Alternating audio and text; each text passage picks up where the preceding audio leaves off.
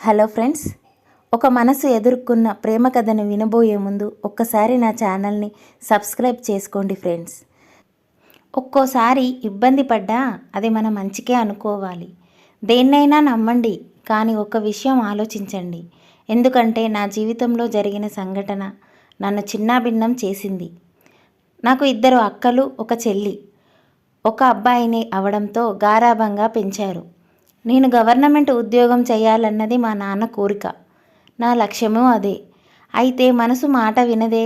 Inter second year అయిపోతుండగా Snehalatha నా మనసులోకి ప్రవేశించింది. చదువు అటకెక్కింది, స్నేహ లోకమైంది. ఇంటర్ పాస్ అయ్యాను. డిగ్రీ పూర్తి చేసే సమయానికి మా విషయం ఇంట్లో తెలిసిపోయింది. అమ్మ నాన్న నచ్చ చెప్పారు, అయినా వినలేదు. పై చదువులు చదవమన్నారు. ఉద్యోగం చేస్తానని వేరే ఊరికి వచ్చాను. వచ్చిన జీతంలో రూపాయి మిగిల్చకుండా అంతా స్నేహ కోసమే ఖర్చు పెడుతూ వచ్చాను. అది సరిపోక ఇంకా ఇంటి దగ్గర నుంచి డబ్బులు తెచ్చుకునేవాడిని. ఆమెకే కాకుండా వాళ్ళ అక్క కోసము ఖర్చు పెట్టేవాడిని. ఎందుకంటే స్నేహ వాళ్ళ ఇంట్లోనే ఉండేది. అక్క పిల్లలకు ఒంట్లు బాలేదు, బావ మంచివాడు కాదు, ఒక్క రూపాయి ఇవ్వడు అంటూ ఎప్పుడూ ఏదో కారణంతో డబ్బులు అడిగేది. ఒకసారి బంగారు తనఖా పెట్టి మరీ డబ్బులిచ్చా. నాన్నకు తెలిసి డబ్బులిచ్చి విడిపించాడు. ఒరేయ్, ఓసారి ఆ అమ్మాయి గురించి తెలుసుకోరా అని చెప్పినా వినిపించుకోలేదు. నెమ్మదిగా హైదరాబాదులో ఉంటున్న చెల్లి వాళ్ళింటికి మకాం మార్చాను.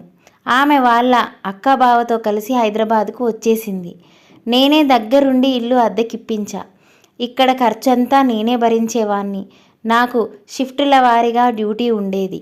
ఇంటికి ఫోన్ చేయకపోయినా సమయం దొరికినప్పుడల్లా తనకు ఫోన్ చేసేవాడిని.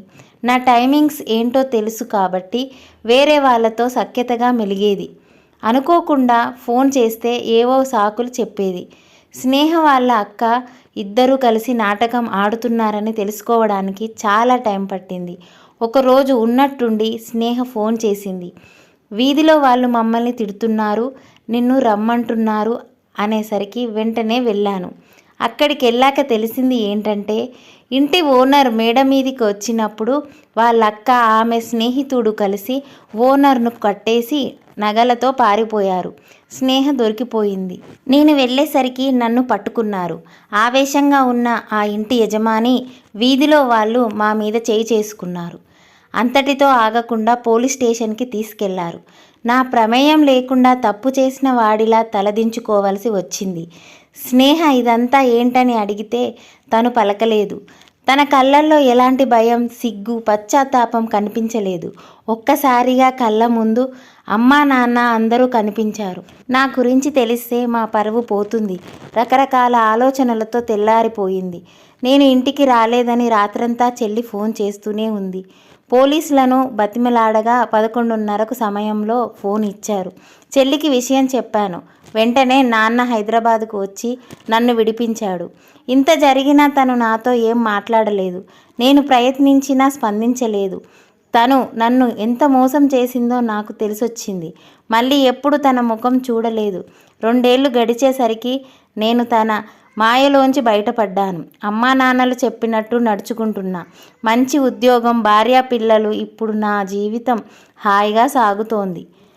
ఫ్రెండ్స్, అమ్మాయి మోసం చేసిందని నేను ఆ రోజు ఆత్మహత్యాయత్నం లాంటి పిచ్చి పనులు చేసుంటే నా తల్లిదండ్రులు ఎంత బాధపడేవారు.